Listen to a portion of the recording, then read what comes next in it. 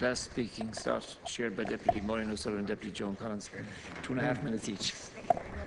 I was very struck this afternoon at leaders' questions by the kind of questions that were being asked.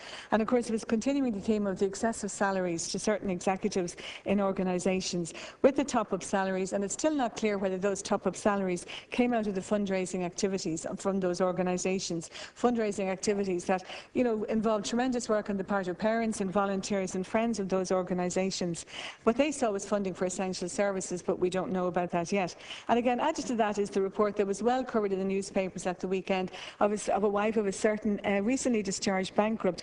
And the judge also felt that getting €9,000 a month for living expenses was appropriate, and this is being funded by the Irish taxpayer. And I can't help but see the disconnect between those particular stories and what we're talking about tonight. In other words, where there is funding available and where it's not available. And we're looking at the implications for young people now when it comes to employment. Budget 2014 provided €14 million for the Youth Guarantee Scheme, but the international parallels of brought in similar schemes show that much more is necessary if it's to have any chance of success. I mean, we know the situation at the moment of our young people who are emigrating, and we look at those young people and we look at in economic terms of the cost to the state of putting them through second level, putting them through third level education, some of them with postgraduate qualifications, very articulate, very bright, well-skilled young people. We look also at the people who are leaving with skills in the various trades that we're going to need. And those skills and that know-how and that knowledge is going to benefit the economies in other countries and not the economy here.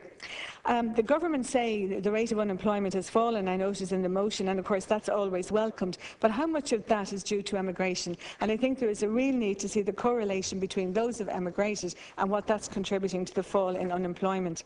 I think the Youth Guarantee will work if it is properly and adequately resourced, and I mean everybody hopes that it will. But there are serious doubts on the part of organisations who work with young people, and they estimate that only half of the places needed will be available next year. So what's going to happen, those we know, and we represent the same constituency, Minister, we know the problem with homelessness among young people, and are we going to further add to that? And we know the difficulties once people go into that emergency accommodation, they're just not going to be able to access training or education. So cutting welfare, I think, is going to add to the problem, not solve it.